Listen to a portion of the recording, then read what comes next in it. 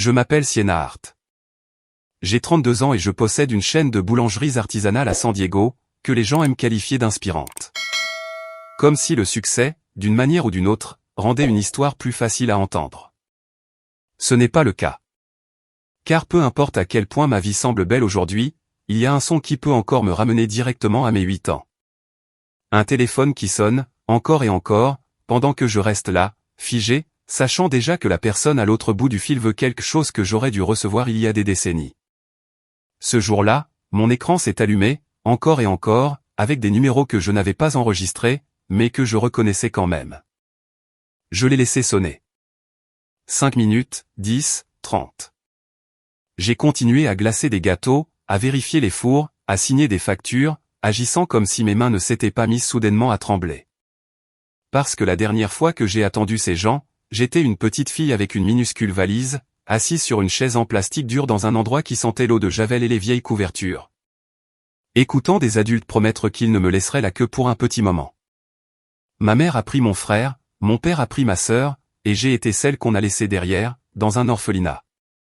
Comme si j'étais la pièce en trop, que personne n'avait la place de porter. Pendant des années, il n'y a rien eu. Pas d'appel, pas de lettres, pas de carte d'anniversaire, pas de pas qui revenait me chercher. Puis, une interview est devenue virale. Un article a raconté au monde ce que j'avais bâti de mes propres mains. Et soudain, le silence a pris fin. Ils voulaient tous revenir. Ils voulaient des explications, le pardon, peut-être même une place à la table qu'ils s'étaient autrefois assuré que je n'aurais jamais. Mais les gens aiment les histoires de rédemption, parce qu'ils n'ont jamais à vivre la partie où quelqu'un choisit de vous abandonner d'abord. Avant de vous dire qui m'a appelé ce jour-là et pourquoi j'ai laissé le téléphone sonner jusqu'à ce que le silence commence à leur faire mal en retour, dites-moi d'où vous regardez et quelle heure il est chez vous en ce moment. Je veux savoir jusqu'où cette histoire porte, avant d'ouvrir la porte du passé. Avant que ma famille ne se brise, nous semblions normaux de l'extérieur. Nous vivions à Tucson, en Arizona, dans une maison de plein pied cuite par le soleil, avec une allée fissurée et un citronnier qui ne donnait jamais assez de fruits, mais qui, étrangement, était arrosé chaque week-end. Ma mère, Marlène, travaillait dans une école primaire publique, et mon père, Daniel, gérait les expéditions pour un entrepôt en périphérie de la ville. Mon frère aîné, Owen, était le genre de garçon que les adultes qualifiaient de facile. Il était intelligent, calme, doué pour sentir l'ambiance. Ma petite sœur, Chloé, n'était que boucle, doigts collants et questions. Et moi, j'étais celle du milieu. Assez grande pour remarquer les choses. Assez jeune pour croire encore que l'amour était censé être constant. Quand j'y repense maintenant, je peux encore voir la version de nous qui a failli y arriver. Des pancakes le samedi matin, des chaises pliantes bon marché dans le jardin pendant que les hamburgers brûlaient sur le grill. Des soirées cinéma où Chloé s'endormait à mi-parcours et où Owen faisait semblant de s'en moquer quand je nous bordais tous les deux avec la couverture. Pendant un temps, la maison semblait sûre. Pas parfaite, mais sûre. Puis mon père a perdu son emploi. Il a dit que c'était temporaire. Puis il a dit que l'entreprise s'était restructurée. Puis il a cessé de dire grand-chose. Ma mère a pris des heures supplémentaires, et l'atmosphère dans la maison a changé avant même que je comprenne pourquoi. Il y avait des factures sur le comptoir, des disputes chuchotées au début, puis des disputes à plein volume qui fuitaient sous les portes et dans les couloirs. On sait toujours quand les adultes mentent en disant que tout va bien. Ils sourient trop vite. Ils posent trop de questions sur l'école. Ils évitent votre regard. Mon père a commencé à dormir sur le canapé certaines nuits. Ma mère a cessé de rire des choses qui étaient censées être drôles. Owen restait de plus en plus dans sa chambre. Chloé est devenue peau de colle. Et je suis devenu l'enfant qui écoutait. J'écoutais depuis les escaliers. J'écoutais à travers les murs. J'écoutais, parce que personne ne me disait la vérité, et j'avais le sentiment que la vérité portait mon nom. La nuit où j'ai compris à quel point c'était grave, j'ai entendu ma mère dire « Nous ne pouvons pas continuer à vivre comme ça ». Mon père a rétorqué « Alors, pars ». Il y a eu un silence après ça. Pas un silence calme, le genre de silence qui vous dit que quelque chose de permanent vient d'entrer dans la pièce. Une semaine plus tard, ils nous ont annoncé qu'ils se séparaient. Ils l'ont dit doucement, comme si des voix douces pouvaient rendre une chose difficile plus petite. Ils nous ont assis à la table de la cuisine et ont parlé comme s'ils lisaient un script qu'ils avaient répété sans nous. Ils ont dit que ce n'était pas notre faute. Ils ont dit qu'ils nous aimaient tous les deux.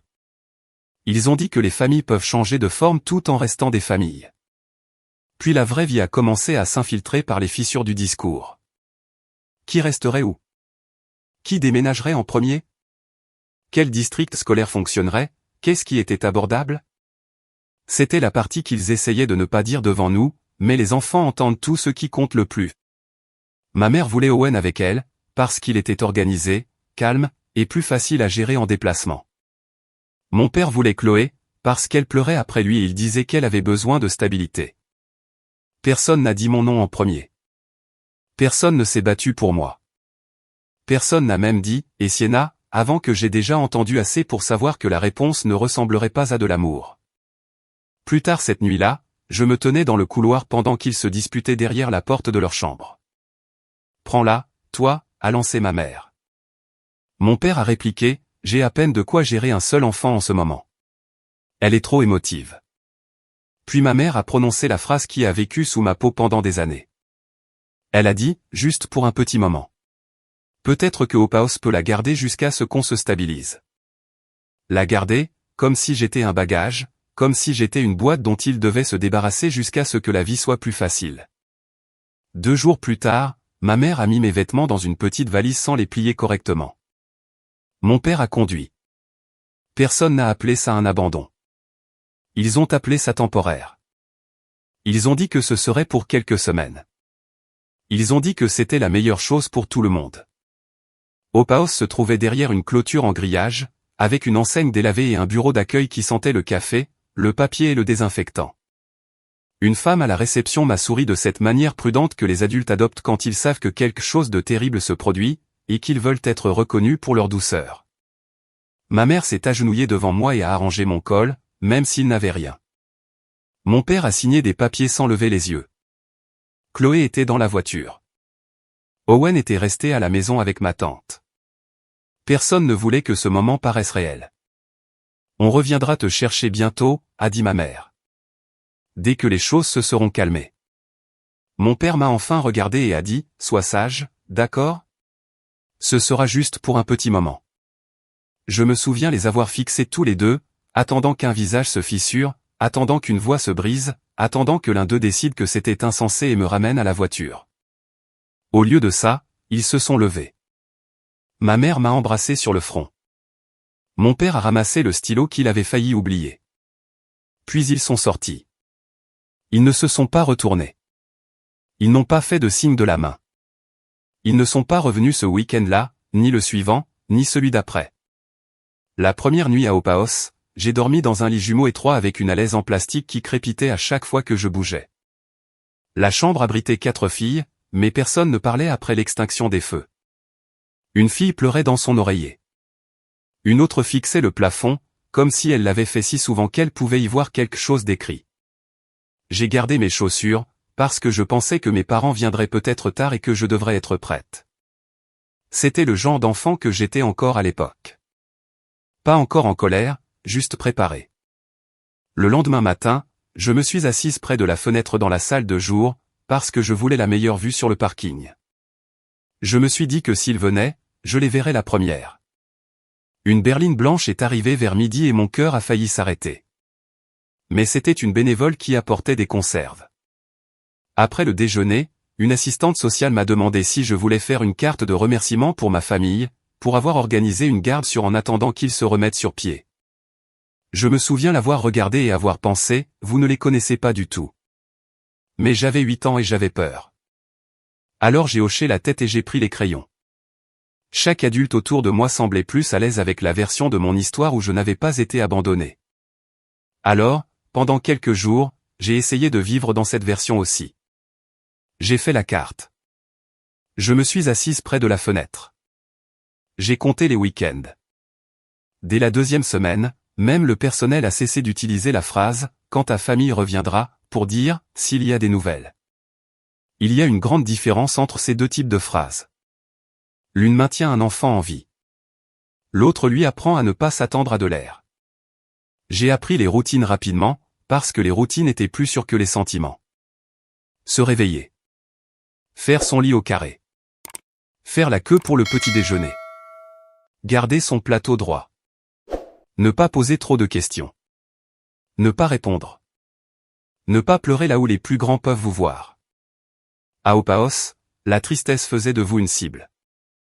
Les enfants qui étaient là depuis plus longtemps pouvaient sentir l'espoir frais sur vous, et ils détestaient ça, parce qu'ils savaient ce qui venait après. Une fille m'a demandé le 4e jour, ils ont dit qu'ils revenaient? J'ai hoché la tête. Elle a haussé les épaules et a dit, ils disent toujours ça. Puis elle s'est éloignée, comme si elle venait de m'asséner une vérité, et non une lame. J'ai arrêté d'attendre près de la fenêtre après ça, mais j'écoutais toujours les bruits de pas. Je regardais toujours la porte d'entrée chaque fois qu'elle s'ouvrait. Je croyais toujours que certains sons signifiaient le sauvetage. Mon assistante sociale, Madame Bell, portait des pulls doux et parlait d'une voix qui semblait toujours essayer de ne pas réveiller un bébé endormi. Elle m'a posé des questions sur mes plats préférés, mon école, mon anniversaire, mes frères et sœurs. Elle n'a jamais posé la vraie question, celle qui flottait entre nous à chaque fois que je la voyais. Pourquoi ne t'ont-ils pas prise? Elle a appelé mes parents. Elle a laissé des messages. Elle a envoyé des formulaires par la poste. Elle m'a dit qu'ils traversaient une période difficile. J'ai appris plus tard qu'ils avaient tous les deux déménagé rapidement. Ma mère dans une location à l'autre bout de la ville avec Owen, mon père chez un ami avec Chloé jusqu'à ce qu'ils retrouvent du travail. En d'autres termes, ils avaient réussi à organiser leur vie avec les 2 enfants qu'ils voulaient garder. Il n'y avait que moi qui était devenu trop compliqué. Cette vérité est arrivée par morceaux. D'abord, il n'y a pas eu d'appel. Puis, pas de visite. Puis, il y a eu de la paperasse. Les adultes ne disent jamais que vos parents choisissent de disparaître. Ils disent des choses comme « réponse tardive »,« pas de plan de placement actuel » et « prolongation des soins temporaires ». Mais tout cela signifie la même chose. Un après-midi, j'ai entendu Madame Bell parler devant son bureau. Elle ne savait pas que j'étais au coin du couloir. Elle a dit, nous devrons peut-être la transférer en placement familial à long terme si la famille reste non réceptive. Non réceptive. Ce mot m'a changé. Il sonnait si propre, si professionnel, tellement plus gentil qu'abandonné. À peu près à la même époque, j'ai appris que ma mère avait dit à des proches que je restais chez des amis de la famille le temps que les choses se règlent. Mon père a dit aux gens que j'étais dans un programme scolaire spécial. Tout le monde a eu droit à un mensonge qui les mettait à l'aise. Moi, j'ai eu un lit superposé et un casier avec une charnière cassée. Ce qui faisait le plus mal, ce n'était pas la faim, ni les règles, ni même la peur. C'était l'invisibilité. Mon frère et ma sœur existaient toujours dans leur nouvelle maison. Ils avaient des chambres, des routines, des heures de coucher, des matins d'école. Ils faisaient toujours partie de l'histoire de la famille, même si elle s'était divisée en 2. J'étais la partie que tout le monde avait supprimée. Un enfant peut survivre à beaucoup de choses. Ce à quoi il ne peut survivre sans en être changé, c'est la conscience que lorsque les adultes de sa vie ont commencé à faire des coupes, il était le plus facile à enlever. La nuit, après l'extinction des feux, je pressais mon poing contre ma bouche pour retenir le son. Je ne voulais pas que les autres filles m'entendent pleurer. Je ne voulais pas avoir l'air de quelqu'un qui attendait encore, mais au fond de moi, j'attendais toujours. J'attendais qu'un adulte réalise qu'il avait laissé une fille vivante, qui respire, dans un endroit conçu pour les enfants que personne ne venait rechercher. J'attendais un appel téléphonique qui dirait qu'il y avait eu une erreur. J'attendais de compter assez pour que quelqu'un ait honte. Cet appel n'est jamais venu. La semaine de mon 9e anniversaire est passée sans carte, sans gâteau et sans une voix de la maison. Quelque chose en moi s'est tu. J'ai arrêté de demander au personnel s'il y avait des nouvelles. J'ai arrêté de surveiller le parking. J'ai arrêté de trouver des excuses pour des gens qui avaient fait un choix, puis qui avaient construit toute une nouvelle vie en prétendant que ce n'en était pas un. C'est cette année-là que j'ai appris à devenir utile. Les enfants utiles se font moins remarquer. Les enfants utiles causent moins de problèmes. Les enfants utiles survivent plus longtemps. Alors, je nettoyais les tables. Je pliais le linge. J'aidais les plus jeunes à faire leurs lacets et à mémoriser l'ordre de la file de la cafétéria. J'avalais chaque question qui ressemblait trop à une blessure.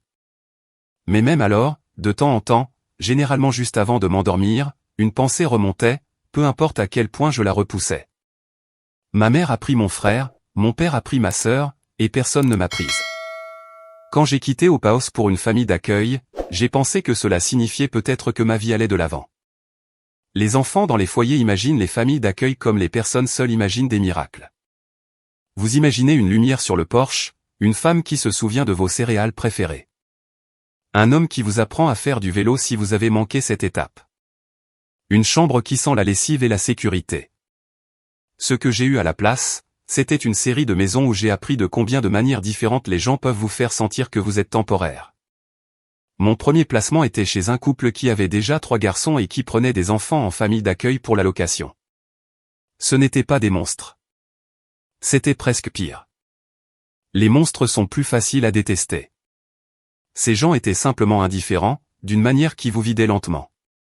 Mes vêtements sont restés dans des sacs poubelles pendant des mois. Je dormais sur un canapé-lit dans un bureau sans porte. Chaque fois que des proches leur rendaient visite, on me disait de me faire discrète. Je suis devenu très doué pour disparaître avant même qu'on ait à me le demander. Quand ils ont décidé qu'ils étaient dépassés et qu'ils voulaient se concentrer sur leur vraie famille, on m'a de nouveau déplacé. Cette phrase m'est restée aussi pendant des années.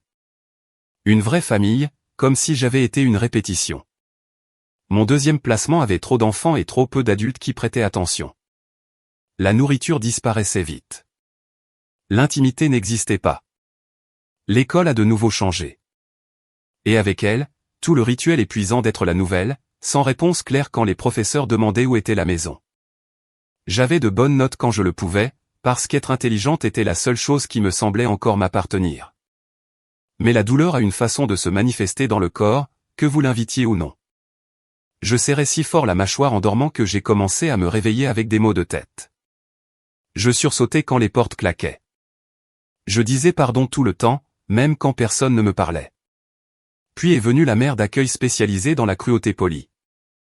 En public, elle préparait des gratins pour les collectes de l'église et appelait chaque enfant « mon cœur ». En privé, elle savait exactement où appuyer. Tu devrais sourire plus. Les gens n'aiment pas les filles avec cette tête. Peut-être que si tu étais plus facile à aimer, quelqu'un t'aurait gardé. Elle ne m'a jamais frappé.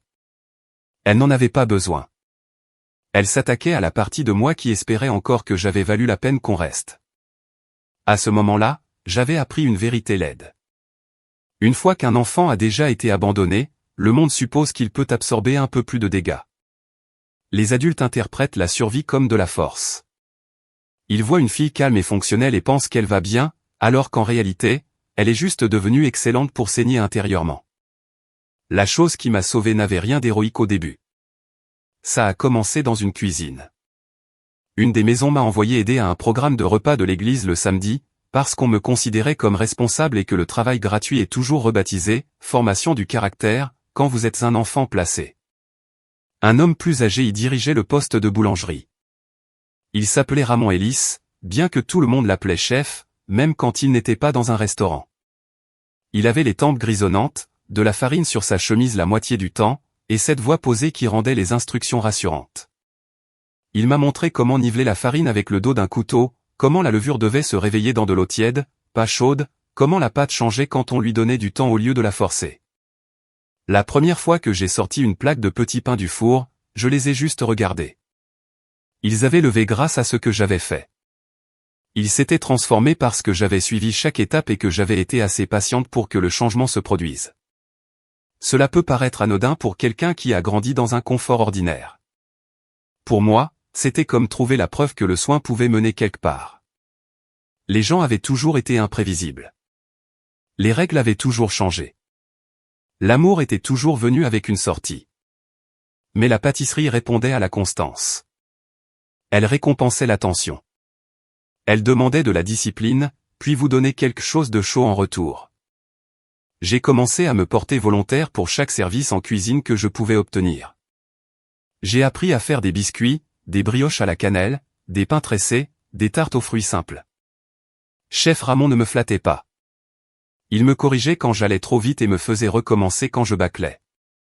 Mais il me traitait aussi comme quelqu'un capable de maîtrise, pas seulement comme quelqu'un dans le besoin. Il y a une énorme différence entre la pitié et le respect. Et j'étais assez grande à l'époque pour savoir de quoi j'avais désespérément besoin. À peu près à la même époque, une conseillère d'orientation nommée Madame Vivian Brox a remarqué que chaque fois que l'école demandait aux élèves d'écrire sur leur avenir, je cessais de ressembler à une enfant placée remplissant des formulaires pour ressembler à une femme construisant une vie. Elle m'a demandé une fois pourquoi je restais après le déjeuner pour aider le personnel de la cafétéria à empiler les plateaux. J'ai haussé les épaules et j'ai dit que j'aimais les cuisines. Elle a dit, non, tu aimes l'ordre. Tu aimes créer des choses avec tes mains. Cette phrase m'a frappé, car c'était la première fois qu'un adulte me décrivait d'une manière qui n'avait rien à voir avec mes blessures. Madame Brox m'a aidé à intégrer un programme professionnel avec des options culinaires. Chef Ramon m'a aidé à m'entraîner. Je me suis mise à me lever tôt pour cuisiner avant l'école si j'avais accès à une cuisine. Et si ce n'était pas le cas, j'écrivais des recettes dans les marges de vieux cahiers et je mémorisais les mesures comme une prière. La vie en foyer ne s'est pas soudainement simplifiée. J'ai encore été déplacé après la fin d'un placement. J'ai encore appris à ne pas trop déballer. J'avais encore des nuits où la colère montait si fort que je devais m'asseoir sur mes mains pour ne pas casser quelque chose. Mais maintenant, il y avait une petite lumière tenace en moi. Chaque fois que je pétrissais la pâte, chaque fois que le beurre fondait dans la farine, chaque fois qu'une croûte dorait sur les bords, je me sentais moins comme l'enfant de reste et plus comme quelqu'un en devenir. À 16 ans, j'aidais à préparer des petits événements pour l'église et des rassemblements de quartier. À 17 ans, j'étais la personne à qui chef Ramon confiait le poste du pain sans supervision.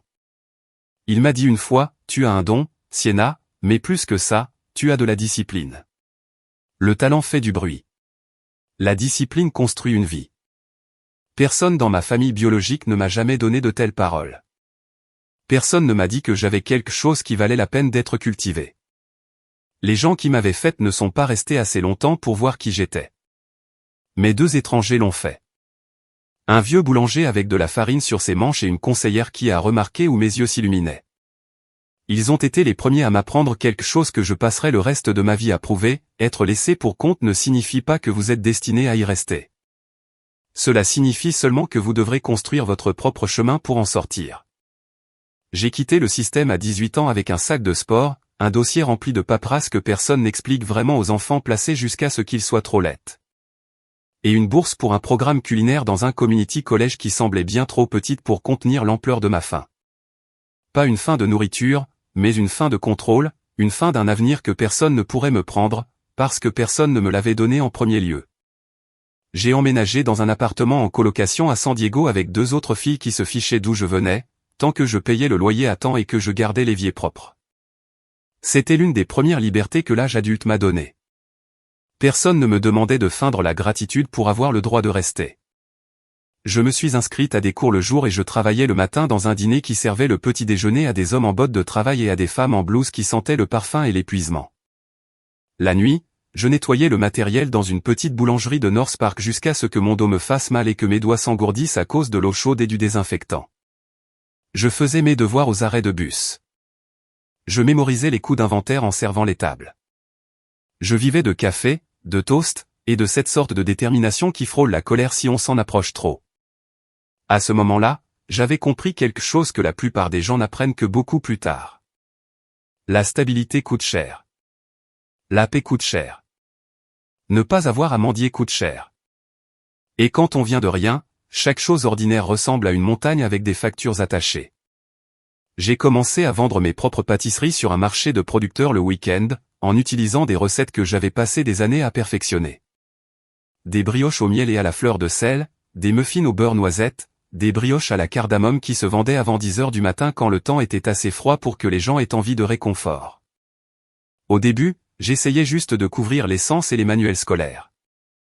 Puis j'ai remarqué quelque chose. Les gens revenaient. Ils amenaient des amis. Ils demandaient où était ma boutique. Je n'en avais pas. Pas encore. Mais pour la première fois, encore, semblait plus puissant que, jamais. C'est sur ce marché que j'ai rencontré Tessa Monroe. Elle avait un stand à proximité où elle vendait des tasses en céramique faites à la main et parlait plus vite que quiconque que j'avais jamais rencontré. Tessa avait un cerveau d'entrepreneuse enveloppé dans un chignon décoiffé et une veste en cuir.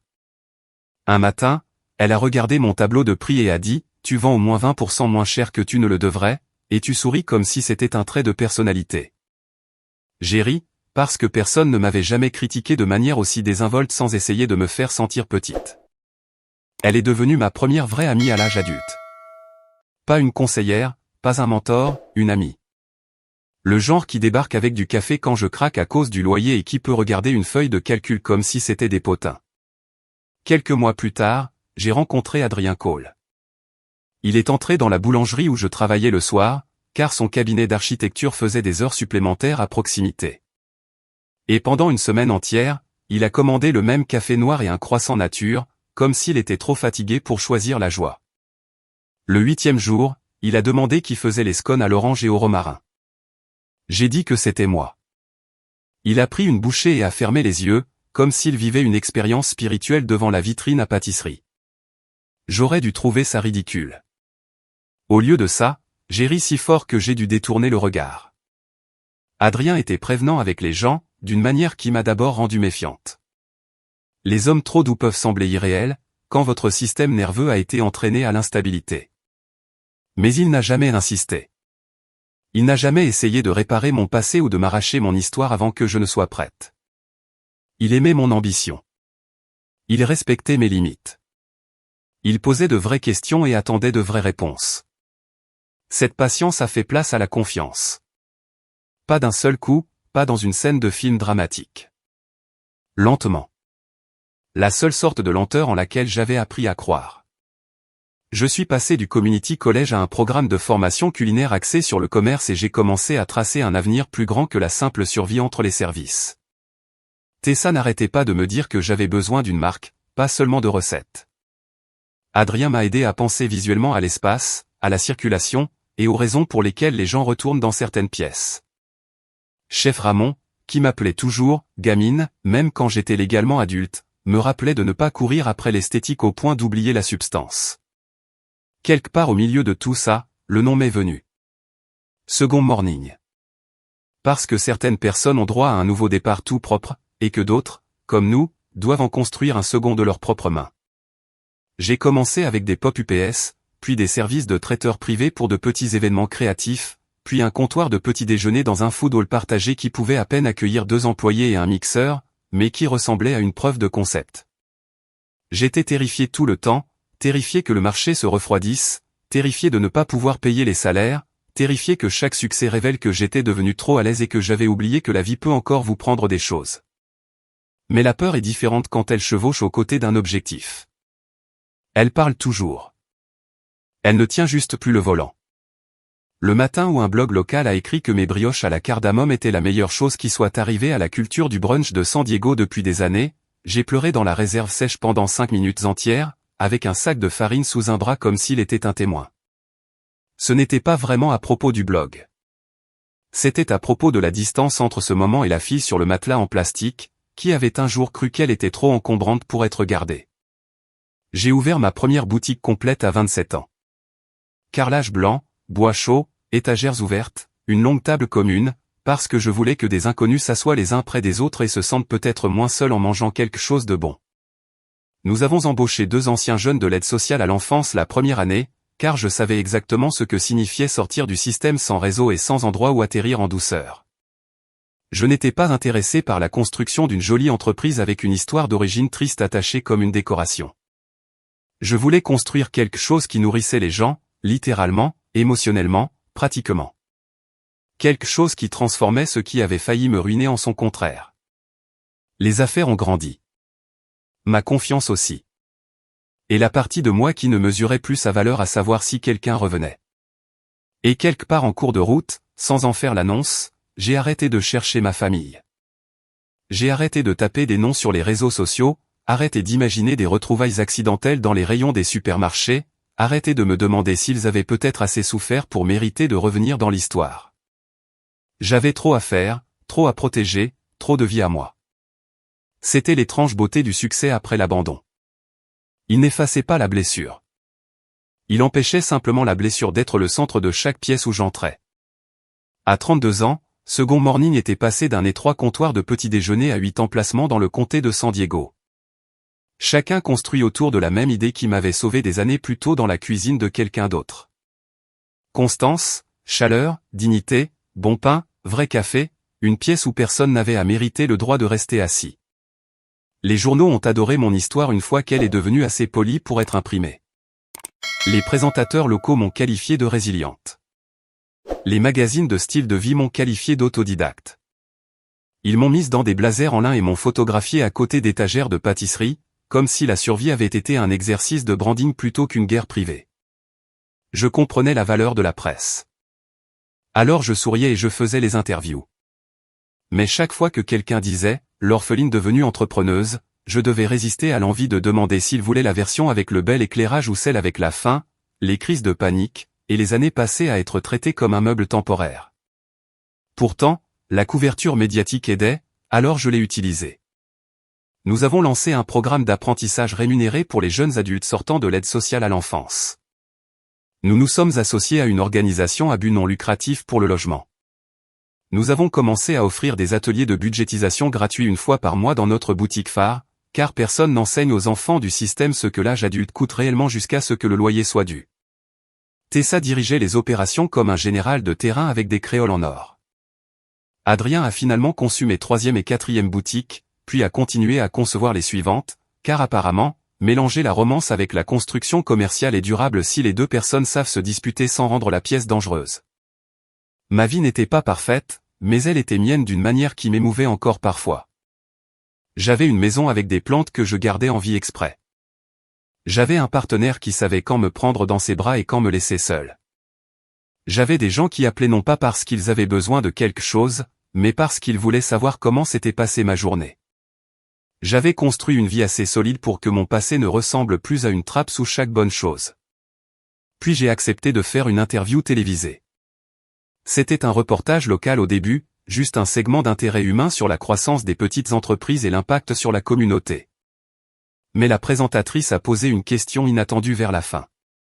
Elle a dit, « Vous parlez beaucoup de créer une seconde chance pour d'autres jeunes.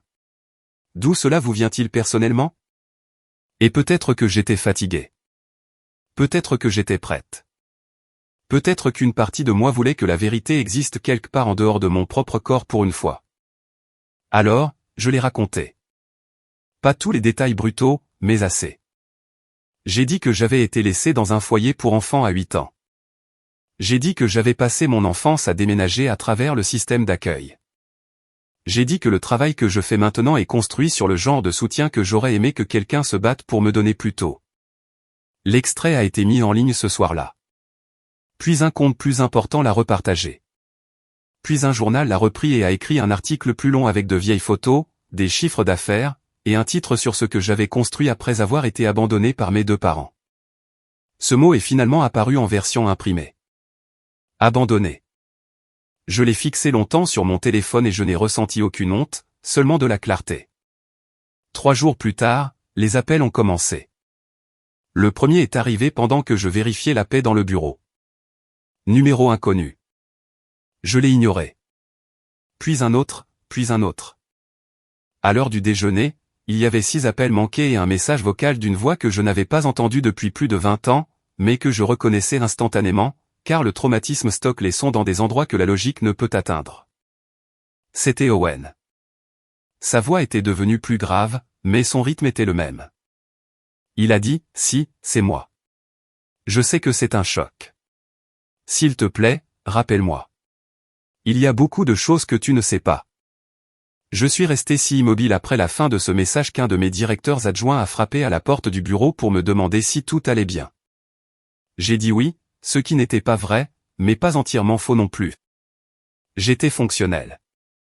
C'était ma version de « bien » pendant la majeure partie de ma vie. Le deuxième message vocal est venu de Chloé ce soir-là. Elle a pleuré avant même d'avoir fini de prononcer mon nom. Le troisième était de ma mère.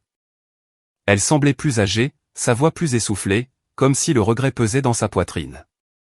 Puis mon père a appelé. Puis Owen à nouveau, puis ma mère à nouveau. Puis les SMS ont commencé à arriver. Chacun essayant un ton différent. Il faut qu'on parle. S'il te plaît, écoute-nous. Il y a tellement de choses qu'on ne t'a jamais dites. On te cherchait. Ton père est malade. Ta mère est hors d'elle. Chloé veut te voir. Owen dit qu'il n'a jamais cessé de penser à toi. J'ai laissé chaque appel sonner jusqu'au bout. 5 minutes, 10, 30. Exactement comme ce premier jour dans mon bureau, quand mes mains tremblaient au-dessus d'une pile de factures. Et j'ai compris avec une précision terrible ce qui se passait. Ils m'avaient vu, non pas l'enfant qu'ils avaient laissé, mais la femme que j'étais devenue sans eux. Les entreprises, les articles, les photos, la version de moi qui semblait avoir de la valeur. Les gens demandent toujours si le succès est la meilleure des vengeances. Je pense que cela dépend du type de succès dont on parle. Si le succès signifie être si visiblement bien que les gens qui vous ont brisé veulent soudainement y avoir accès à nouveau, alors oui, il a un petit côté cruel. Parce que la vérité, c'est que leur silence avait duré jusqu'à ce que ma vie devienne quelque chose qu'ils pouvaient pointer du doigt, sur lequel ils pouvaient s'appuyer, ou dont ils pouvaient éventuellement bénéficier. Et j'en savais assez sur le timing humain à ce moment-là pour comprendre que le timing est souvent un mobile qui porte un manteau poli. Je ne les ai pas rappelés tout de suite. J'ai écouté les messages vocaux 2 fois, puis j'ai transféré les numéros à Tessa, qui a l'instinct d'une détective privée piégée dans le corps d'une femme d'affaires. Elle n'a rien fait d'illégal. Elle savait juste comment consulter les archives publiques, les réseaux sociaux, les archives des nouvelles locales, et les empreintes numériques que les gens laissent quand leur vie cesse de tenir proprement. À la fin de la semaine, le tableau était assez laid pour que le timing de leur amour soudain semble encore plus sale. Ma mère, Marlène, s'était remariée des années après le divorce, puis avait de nouveau divorcé 18 mois plus tôt.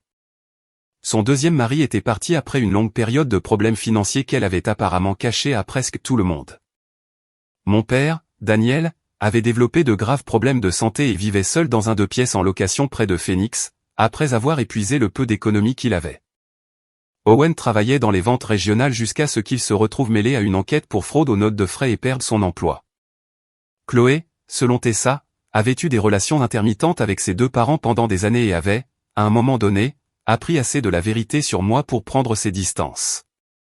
En d'autres termes, la vie avait fait ce que la conscience n'avait jamais réussi à faire. Elle les avait acculés. Soudain, mon histoire n'était plus une honte familiale qu'ils pouvaient enterrer. C'était une porte qu'ils voulaient rouvrir. Parce que peut-être que la fille qu'ils avaient jetée était devenue quelqu'un d'utile. Je devrais peut-être vous dire que c'est à ce moment-là que tous mes sentiments se sont éteints et que je suis devenu de glace. Cela ferait une histoire de vengeance plus nette. Ce serait aussi un mensonge. Ce que j'ai ressenti était compliqué. De la rage, oui. Du dégoût, absolument, mais aussi du chagrin. Le vieux chagrin. Le genre humiliant. Celui qui se moque de votre succès. Parce que même quand vous savez exactement qui sont les gens, il y a toujours une partie de vous qui remarque combien de temps il leur a fallu pour vous vouloir, et qui saigne. Quoi qu'il en soit, j'ai finalement accepté de les rencontrer à une condition. Pas chez qui que ce soit, pas en Arizona, pas autour d'un repas de famille sentimentale où ils pourraient prétendre que le souvenir équivaut à la réparation. Je leur ai dit de venir à San Diego et de me retrouver après la fermeture dans ma boutique phare. Terrain neutre. Sauf que ce n'était pas neutre du tout. C'était mon terrain, mes fours, mon personnel rentré chez lui, ma table, mes règles. Ils sont arrivés ensemble un mardi soir, juste après 19h. Je les ai vus à travers les vitrines avant de déverrouiller la porte. Et pendant une seconde surréaliste, ils ressemblaient à une famille dans une scène ordinaire, debout sous la douce lumière à l'extérieur d'une boulangerie, se dandinant, attendant qu'on les laisse entrer. Puis je me suis souvenu de ce que font les familles quand elles veulent vous garder, et l'image s'est brisée. Mon père semblait plus petit que dans mon souvenir, pas seulement plus mince, mais plus éteint, comme si la vie l'avait usé. Ma mère avait les mêmes mains, toujours agitées quand elle était nerveuse, tordant la sangle de son sac à main. Owen se tenait avec la politesse prudente de quelqu'un qui savait qu'il avait besoin de pitié et n'avait aucun droit de la demander. Chloé me regardait comme on regarde une tombe qu'on a enfin localisée après des années sans savoir où se tenir. Je les ai laissés entrer. Personne ne m'a prise dans ses bras. Tant mieux. Ils se sont assis à la longue table commune où des inconnus partagent habituellement des pâtisseries le dimanche matin. Et pendant un moment, personne ne savait par où commencer. Finalement, ma mère a chuchoté, « Tu es magnifique ». C'était une phrase si inutile dans cette pièce que j'ai failli rire. À la place, j'ai dit, « Vous n'êtes pas venu ici pour décrire mon visage. » Commencez à parler. Owen a essayé en premier. Il a dit qu'ils avaient tous traversé des moments difficiles. Il a dit qu'il y avait des choses que je n'avais jamais comprises en tant qu'enfant. Il a dit que tout le monde avait des regrets. Mon père a dit qu'il avait été dépassé, fauché, honteux, qu'il buvait trop. Ma mère a dit qu'elle se noyait et qu'elle pensait que je serais plus en sécurité en placement temporaire que dans le chaos qu'il vivait. Chloé a pleuré et a dit qu'elle n'avait appris toute la vérité que quelques années plus tôt, qu'on lui avait dit que j'étais avec de la famille, puis que le système avait rendu tout contact impossible, puis qu'on lui avait raconté tellement de versions qu'elle ne savait plus ce qui était réel. Je les ai laissés parler. Je les ai laissés s'expliquer. Je les ai laissés réarranger le passé jusqu'à ce que tous les coins les plus vifs aient presque disparu. Puis je me suis levé, je suis passé derrière le comptoir, et je suis revenu avec 4 chemises minces que j'avais préparées la veille. Chacune contenait des copies, des dates, des dossiers de placement, des formulaires de transfert scolaire, des notes d'assistants sociaux, des documents de sortie du système, un formulaire d'admission d'anniversaire sans contact d'urgence. J'ai placé une chemise devant chacun d'eux. Mes mains étaient stables. Ma voix aussi. Cela m'a même surprise. Vous n'arrêtez pas d'utiliser des mots comme difficile, dépassé et compliqué, ai-je dit. Alors, laissez-moi vous simplifier les choses. Vous ne m'avez pas perdu. Vous m'avez laissé. Personne n'a bougé. J'ai continué. Je leur ai parlé de Opaos et de la fenêtre près de laquelle je m'asseyais. Je leur ai parlé de la famille d'accueil où mes vêtements restaient dans des sacs poubelles. De la femme qui souriait en public et murmurait du poison en privé. Des nuits où je rationnais la nourriture parce que je ne savais pas s'il en resterait assez le matin. Des écoles où j'ai appris à ne pas mentionner les parents, car la pitié rendait les gens mal à l'aise et la cruauté les rendait intéressés. Des maux de tête, de l'insomnie, de la façon dont je m'excusais d'exister jusqu'à l'âge adulte, car quelque part en cours de route, j'avais absorbé l'idée que d'avoir besoin de quoi que ce soit était dangereux. Ma mère a commencé à pleurer à mi-parcours. Mon père fixait les papiers comme s'ils allaient se brouiller s'il ne les regardait pas attentivement. Owen s'est couvert la bouche. Chloé pleurait ouvertement. Je ne me suis pas arrêté. J'avais attendu trop longtemps pour être interrompu par des larmes qui auraient dû couler des décennies plus tôt. Puis je leur ai parlé de Chef Ramon, de Madame Brox, de Tessa et d'Adrien, et de la vie que j'avais construite à partir de rien. Je leur ai raconté, parce que je voulais qu'ils comprennent quelque chose d'essentiel. Ils n'étaient pas assis en face d'une enfant brisée qui avait survécu par accident. Ils étaient assis en face d'une femme qui avait été reconstruite par des gens qui n'avaient aucune obligation de l'aimer, et aucun lien de sang les forçant à rester. C'était leur acte d'accusation. Des étrangers avaient fait ce que la famille avait refusé de faire. Quand j'ai fini, un silence lourd s'est installé dans la pièce. Puis mon père a dit la chose qu'il pensait, je crois, pouvoir m'émouvoir le plus. Il a dit, je sais que je ne mérite pas ça, mais je suis malade, Sienna. Je n'ai plus beaucoup de temps, et je voulais arranger les choses avant qu'il ne soit trop tard. Ma mère a tendu la main vers la mienne, puis s'est arrêtée quand je n'ai pas bougé. Owen a admis qu'il avait espéré que je pourrais peut-être aider la famille à traverser cette période, que peut-être, avec tout ce que j'avais construit, il y avait un moyen de soutenir les soins de notre père. Peut-être l'aider à trouver un meilleur endroit. Peut-être même aider Owen à se remettre sur pied après ce qu'il a appelé une terrible erreur. C'est à ce moment-là que la pièce a changé. Non pas parce que j'étais choqué. Je ne l'étais pas. Une partie de moi s'y attendait. Mais l'entendre à voix haute a arraché la dernière couche de comédie. C'était là. Le besoin sous la nostalgie, l'urgence sous les excuses. Il ne m'avait pas trouvé parce que l'amour avait finalement dépassé la honte. Il m'avait trouvé parce que mon succès ressemblait à un refuge. Je me suis penché en arrière dans ma chaise et je les ai regardés un par un. Puis j'ai dit la chose la plus honnête que j'ai jamais dite à ma famille. Je n'ai pas construit cette vie pour que les gens qui m'ont abandonné puissent revenir et s'en servir comme d'une piste d'atterrissage. Ma mère a tressailli comme si je l'avais giflée. Peut-être que, d'une certaine manière, c'était le cas. Chloé a commencé à dire qu'elle ne demandait pas d'argent, seulement une chance. Je croyais une partie de cela, peut-être même la majeure partie. Elle avait été plus jeune qu'Owen et on lui avait plus menti que je n'étais prête à l'ignorer. Alors, je lui ai offert la seule douceur qu'il me restait. Je lui ai dit que peut-être, avec le temps, il pourrait y avoir une conversation entre nous.